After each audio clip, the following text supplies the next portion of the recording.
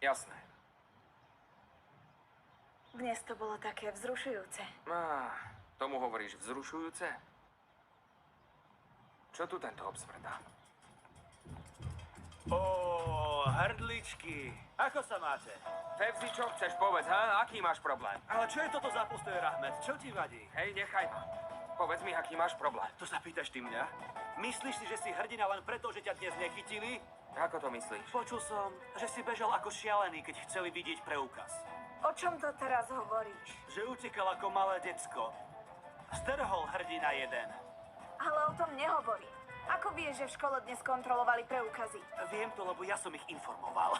Teraz ťa za to zabijem. Ty jeden špinavec! Ako môžeš niečo také urobiť? Takmer ho chytili! Mužde! Kto si myslí, že si? A vypadni, bastard! Ja len dúfam, že zhoríš v Zmizni, pekle. bastard!